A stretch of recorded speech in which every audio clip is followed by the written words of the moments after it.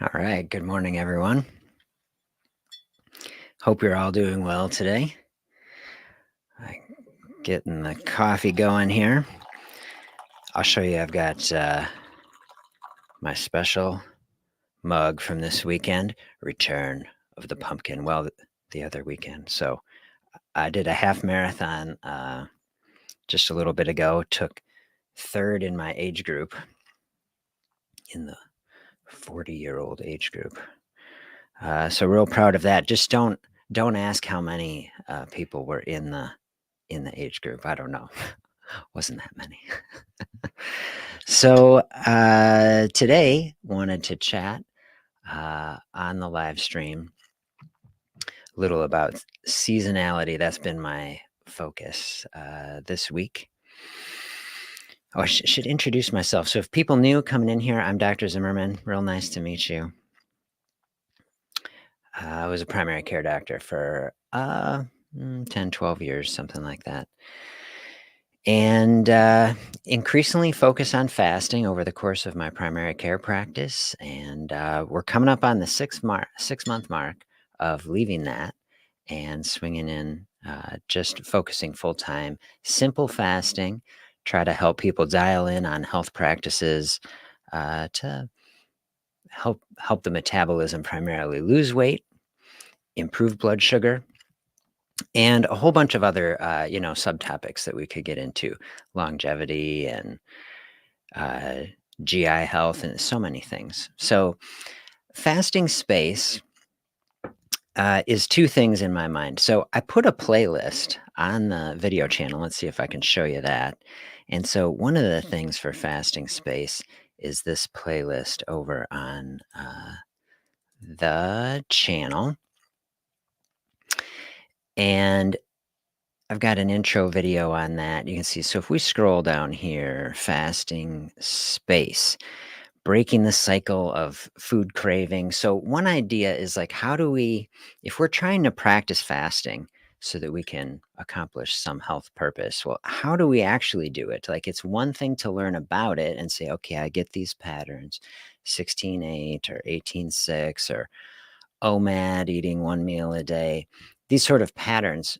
But to actually do it can be another thing. So the idea of this series is, if you're actually struggling with the practice, there's usually like, okay, the main struggle, tell me in comments if you think this is true, or if you say, oh, it's actually something else.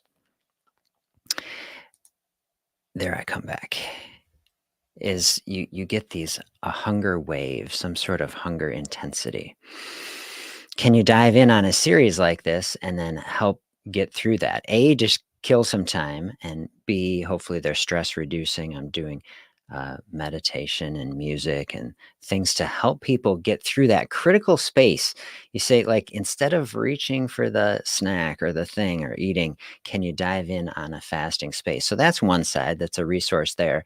And then I thought, can we do the same sort of thing live? So that's what this sort of idea is. If I had, if my job was only to help one individual person to lose weight or get diabetes in a better place, burn up blood sugar, there's a few ways we can do that. We can dial in on eating the healthiest foods, help people to do that, help people to move the body in healthy ways. Certainly, I'd help people to do that. But then fasting, these are my big three: food, fitness, fasting. And then fasting in our society, probably the more neglected. Like, everybody kind of gets, oh, we should eat healthy food, and people understand, well, exercise is a good thing. But fasting probably, despite the efforts, many people, you type in on YouTube, you see a lot of people talk about fasting, but still it hasn't really made it into the mainstream consciousness, I would say. So if I were just helping one person, I would sit there, I would help them through a fasting space. Because, like, what's happening in a fasting space? What is it? Okay, it's nothing. We're applying nothing to our life for a while, but the body keeps rolling during a space like that. Um, Body is a machine. It runs on fuel. One of those fuels is blood sugar. So if the blood sugar is elevated, instead of putting more food into the system, you can run off that. So that's kind of the idea of Fasting Space Live. We're learning about fasting. We can chat about it, but then we can also do this practice together. I just kind of like, this is the way. Grab a coffee or a tea, whatever your favorite beverage is, in the morning, as long as it's a calorie-free, ideally artificial sweetener-free beverage, and then just let the body burn off the energy that is already within it. To me, I always have found this to be such an empowering thought that we have this power here, that we're not so dependent on continuous consumption, and that slowly, gently, thoughtfully over time, we can train the body to handle this space. Anyway, so that's the thought on Fasting Space Live. Feel free to leave a comment if you want to let me know where you're coming in from. Are you around here in Madison? I know we've had a few people from around the country that were tuning in last week. We had, I think it was P. Brown last week, telling us about the homemade pumpkin spice coffee, sugar-free, that they were making. Sounds great. What is your beverage of choice if you are in a fasting space, or just in the morning if you're hanging out? Let me know. Most of the time I go coffee, and sometimes tea. I've been through a few cycles uh, of overindulging on the coffee, and then I cut back and I go tea for a while. So caffeine, kind of a double-edged sword sometimes. All right, so today, my big focus, I titled this one "Embracing Seasonality for Weight Loss." So I dive in and give you some thoughts about this. I filmed a little video this week. I found this beautiful tree, bright orange tree, and filmed this video on the channel you can check out. Fall is for fasting. And I think, is fall my favorite? I mean, I kinda love all seasons. What is y'all's favorite season? I kinda love every season in its own way, and then I go back and forth and I say, "Well, do I really love winter?" I mean, I love certain things about winter. But if I just had to pick right off the bat, I would say maybe fall is my favorite season. I love the changing of the trees, and I love that, where it's like it's still kinda warm, but then it's crisp and cool. And so I've been thinking a lot, okay, how do we embrace the seasons in a way that's helpful to us? In our modern society, we're somewhat disconnected from the natural world, and we've got our air conditioners and our heaters and our dehumidifiers. It's eternal spring in the house, it's 72 and perfect all the time. And I'm not I'm not saying that that isn't a good thing. And if I had a time machine and I could just blast back to 350 BC, I wouldn't do it. I'll keep it. But then, are we though missing certain things by this, where we're not so connected to the natural rhythms of uh, nature and the way our body is intended to run? So this is kind of what I've been thinking about. What do you think? So everybody watching, or if you're tuning in later too on the replay too, feel free to throw it in the comments. Like, what do you think of when you think of fall? What are there emotional themes or things that come up? I have a few things that I've been thinking about, or just certain things that you look forward to.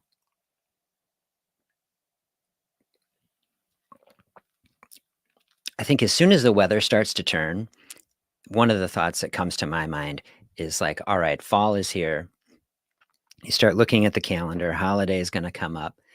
And then before you know it, it's like the whole year is wrapping up. So if you think of the a year as like a race or something like this, or running a lap around the track, like we're heading toward the home stretch as we're heading into the fall. And so one of the themes that I think about, like, how do you finish the year strong? So that's definitely one thought. Embrace seasonality for weight loss. So weight loss is something, people, in my experience, in my weight clinic, it's always a stressful time of year as we're heading into the holidays if anyone is trying to lose weight, because we're stuck between these two spaces, whereas like we got good food, fall is full of good food, and Thanksgiving and all kinds of holidays coming in. And so a big goal that I have for people, how do we take fall and finish strong in the year health-wise at the same time that we have a good time and enjoy ourselves and able to connect with friends and family? And so that's the balance to try to strike. Okay, well, think about that. Finishing strong. Another kind of theme that comes to my mind, preparing. So I think a lot about the fall and preparing.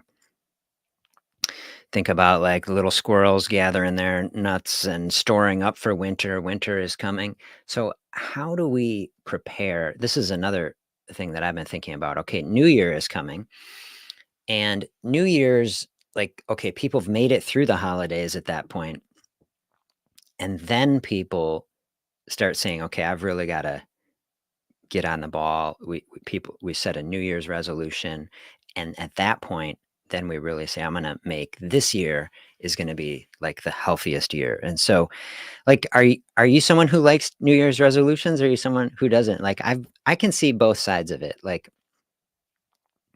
on the one hand, uh, a New Year's, it's a day like any other. It's just a day, but then it's also a convention, and I think there's something really healthy about turning a page and having a fresh start. And so I like that, having a New Year's resolution. So it gives kind of a hard line. The other side of it to say is like, here we are in the fall, we're still a couple months out. And is like, if you have a great health idea, or you're kind of getting excited about getting healthier, like, why wait? That's kind of my thought. Like, can the fall season, as we're thinking about preparing, it's like harvest season, and we're getting ready for the new year, can you like dive in and start now and say, how do you make the fall and actually set yourself up for something really great in the new year?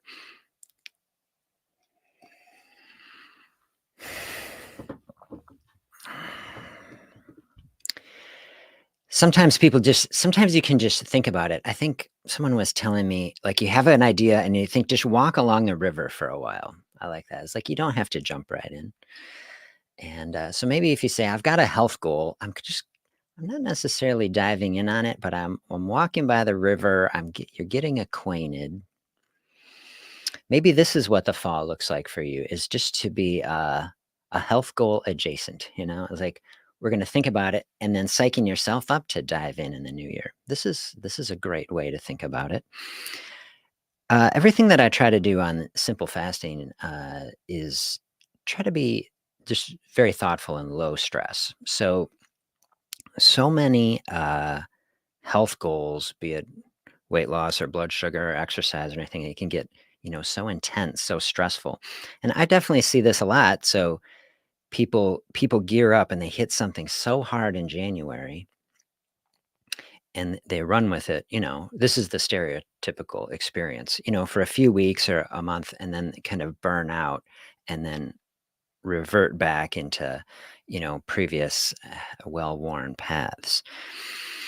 And so I'm liking this thought of like, okay, walking along the river, can that help you gear up for something slowly, learning about something, just kind of building a vision for it? I like that idea, setting yourself up for success in the new year. So here we got a couple months, November, December. And how can you just slowly ease in and move towards something um, without stressing about it? And then this would be the way to navigate it with holidays. So I put an article, I'll link it in the show notes, managing holidays and special events. So to do that, I think in the best way, I love fasting for this. Like, let's envision a scenario. You've got a holiday dinner. You've got a lot of people coming over. Like, The the typical advice that's given over a holiday is like, portion control, don't eat any, bad thing, and like just it's all kind of willpower your way through it. And then you end up not enjoying yourself and then being stressed still. So here's the thought. Have you ever had it like if you have never practiced fasting before, you say someone slept in on the weekend and then they just got up and had brunch, and then they had, dinner, and they just ate twice. Now, someone might call that, like, a fasting process, but really, like, the person who experienced it, they're like, "I just got up and ate, and then I ate again." So whether you even call something like that fasting, is even questionable. So, really, it can just be normal, and so if you get in a groove of something like that, okay, that's helping to balance something out. Now, what if you haven't been doing that and you say, well, I'm going to be eating a little bit extra, or even a lot extra on this holiday? Well, you start leaning into the fasting. Well, you kind of knock out a meal, stick with your calorie free beverage, and you say, I'm just going to eat it just this holiday meal, but I'm going to knock the rest of the eating out the rest of the day. You say, maybe extra hungry, you'll extra enjoy it probably, and you say, well, maybe you eat 20% more because you're extra hungry in that meal. But if you knock out, the other eating in the day, you'll come out ahead. And that's where I've seen people really come to enjoy a fasting practice during the holidays is that they're like, here's a practice where I don't have to be going and exercising in this day, which I don't want to be doing. And I embrace this fasting space. I eat whatever I want. I don't encourage people to overindulge. I mean, don't make yourself sick if you can get by without eating, extra pie and extra this. I mean, I would never tell anyone to do it. But you say, what are the things that are really important in your life that help me to connect with friends and family and enjoy it? They're like, here's a tool that lets me do that and then balance it out over the day. I mean, I don't think you have to overthink it. Sometimes I've gone through exercises with people, count out the calories. I try to always avoid doing that. But, as a mental exercise, you can say, well, if we're usually eating 2000, calories in a day and now it's Thanksgiving and I'm eating an extra 750 calories at dinner or whatever it turns out to be, you're like, well, but I knocked out 750 at lunch and opened up this bigger fasting space, which has a lot of hormonal implications of helping our insulin to be lower. You come out ahead in the long run. And so that's what I want for people. Okay, so there's two thoughts: finishing strong in the year, preparing for a great 2025. And then the other theme that I really went into in the video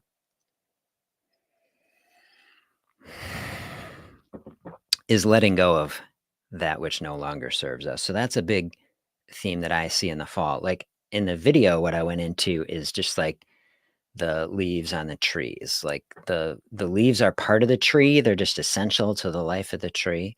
But like here in this season, then they just don't serve the tree anymore and the tree lets them go. And I just think this is such an incredible analogy for, at least potentially for our lives. Are there things that we need to let go of during this season that will set us up for, great things in the future? And, you could go a couple different directions with that. One way that you could go is just emotionally. Emotions, you know, let me know if this is something that you struggle with in the comments if you're comfortable doing it. But emotions drive a lot of our behavior. They can drive a lot of eating. And especially around the holidays, there can be all sorts of mixed emotions, right? Holidays can be really joyful. They can also be really stressful. They can also be really emotional, especially if we're dealing with difficult things like a loved one who is not with us for some reason. And yeah. Aquarius says, holiday season, I would eat foods that I normally wouldn't touch the rest of the year. Yes. Halloween, candy pie. Yes. I think getting a CGM is the best tool to check myself. Hey, thank you for sharing that. I could not agree more. A CGM is, I think, if I was just taking some sort of survey or quiz, I'd say it's my favorite piece of medical technology. I think it's so underused in our society. And even for people without any sort of blood sugar problem, to be able to dive in with a CGM and just see what is happening in your body and watch, okay, man, when I eat this, here is what is happening. To be able to keep yourself in a zone, and then on the flip side, to be able to fast and then to see the impact in real time.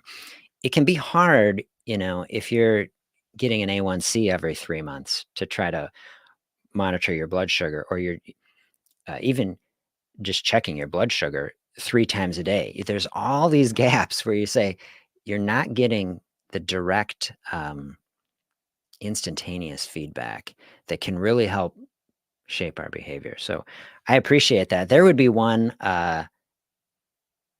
power move for this season to kind of amplify this whole discussion as you're trying to prepare for the best ever 2025. As you're saying, I want to navigate through a holiday season, can you get a CGM? And I always thought an amazing clinical study would be just give people a CGM for 3 months and see what happens without giving people any instruction, compared to a group who didn't have it. Because to be able to have that real time feedback, and, never telling anyone, you don't have to eat the Halloween candy, but just letting them see what happens in real time to the blood sugar. Super good. Thank you for sharing that. So emotional eating of sorts, that's something that I really want to help people through. That's kind of the idea of the fasting space video series on the channel. How do we get through that and combat that? Uh, Help us reduce stress and anxiety, or just cope with it in the best way without eating. So that's definitely a space that we run into um, over the holidays. So tree letting the leaves go, can we let go of some sort of emotional tether that is tethering us to some sort of habits that are not serving us at this point? And then the other side of it that I was thinking about is, all right, just the body fat. So like leaves bringing energy into the tree, but like tree is heading in the fasting space, like especially during the winter, no sun coming in, leaves are gone. Tree is it's like sleeping overnight, if we were making an analogy to ourselves. So body fat is really, we can think of it kind of like the leaves on the trees. It's an energy source. It's powering the body. So, can we be like a tree in the fall? If we're trying to lose weight, can we at least get into this mindset where it's like, look, the tree heading into this season, leaves not serving it, just let it go, right? So, how do we let go of energy that doesn't serve us? We say, look, I want to lose weight, right? Body fat is there to power the body in the absence of food. And so, can we open up a fasting space? This is how we let body fat fulfill its natural purpose and serve us. And that's also how you get rid of it. So, as you let that body fat power you through that food free space, it's burned up in that process. And that's how you let go of it and move on without it. And let me know what you think. I kind of came up with that while I was just standing by the tree filming this video. I think it's a really beautiful thought. And let me know if you find that helpful, or not, as a thought. But having that as a thought as you head through the fall, okay, here is something that is part of myself that can let go of it, can move on without it. Here's how I do it: slowly, gently open up some food free space, focusing on eating healthy food, planning ahead then for holidays. I encourage people, when you're writing out, take your journal, say, what are the most important things on my calendar? It's like, when is my family coming? What foods bring joy and meaning? Make sure that you can have those, um, so that you just feel good about it. And then how do you shape the rest of that time? Okay, there are some of my thoughts on seasonality. The other thing I wanted to bring up Uh, before I end our little time here today, of course, I take a conversation anywhere that you want to go. Throw a question in the chat. A big thought that's been on my mind lately is to organize some kind of fasting-based charitable event through the holidays or into the new year. And I would let me kind of pitch my idea to you, and then I'd be happy to have any feedback about it. Throw it in the chat if you're watching later. Throw it in the comments, and you can also send me an email. Throw it up here, Dr. Z at simplefasting.com. Send me a note with any other thoughts on it. So we have two things going on. So since I left my primary care practice, I've been spending some time volunteering at a local food pantry, which has been a fantastic experience. I found a really amazing organization near me, 100% volunteer run. They have no paid staff, everybody volunteering, and they're doing so much good for the community. Some of what I've learned as I've been working there, that 20% of kids here in the county where I am in, Dane County, are food insecure and relying on school programs and charitable programs and so many things. It's been so eye-opening and meaningful to be there. And so here's a situation where we're in. We have an obesity crisis, a weight crisis, at the same time, like 20% of kids, food insecure. And so I've just been thinking about this paradox so much. And then I'm sitting here at this place. I'm like trying to help people practice fasting, lose weight.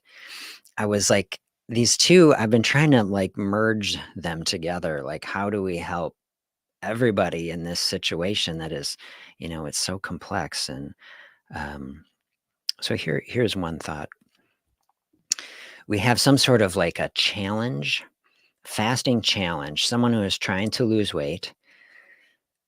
Okay, one of the benefits of fasting, that is super great, right, is you don't have to spend money on it. Okay, so if you are knocking out a meal that you'd normally be eating, so you can save money. I love that. I usually tell people, I say, okay, take the money that you're saving and put it into purchasing higher quality food in the other meals that you're having. Could we take some of that money? Would people be interested in participating? Say, I'm going to knock out this meal, and then could we have some sort of practice where we donate it to help someone in need through a charitable organization? Let me know if you'd be interested in participating in something like that. Just something that I am thinking about. And I will do some more thinking about it and pondering if anyone has any comments for me. And appreciate y'all sharing this time with me today. I will. I'm going to be. I've enjoyed doing this, the live stream. Let me know. Do you have feedback about it? Do you like the format and how I am structuring it? Obviously, I'm just learning how to do it. So, if you have any feedback, what would you like this space to look like? Do you find it helpful? And if there are questions that you have specifically, of course, send them to me. And I'm going to be working in the future on getting some guests. I think that'd be fun. Host it kind of like podcast like. If anyone listening would like to just come in and have a chat, it can be. I like the idea of building a community here too of people, and we can get to know each other a little bit if you would like on a video. So thanks for sharing this space with me today. Real happy to have you here. Wish you the best on this new week to come. I hope it's very positive for you. And I will see you back next week.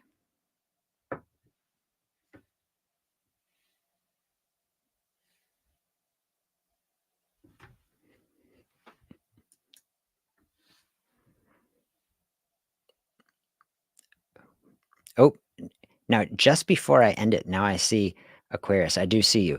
Wintertime in the Midwest, add vitamin D3 and that's a good question. Yeah, I personally, take the D3 and highly recommend that. The only other supplements I add, okay, I reverse osmosis filter my water, and so normally, our water, if we were getting it from natural sources, have calcium, magnesium. I add personally trace mineral supplements and magnesium into the water, but I'm not huge on a lot of other supplements or vitamins. In my best case scenario, I say if you're, eating the rainbow, if you're eating lots of good healthy foods, I I don't think people need to spend money on tons of other supplements. What I tell people is, uh, put any money that you're gonna spend on supplements. Of course, talk with your medical team if get your blood work done if you need certain things, but just put it into the highest quality organic food and things that you can. If you have questions about any other specific things, I'm happy to answer any thoughts about it. But I personally, during the winter, I take D3 and I just basically leave it at that. Cool, dude. Thank you. Absolutely. Thank you for being here. And hopefully we'll see you all back next week.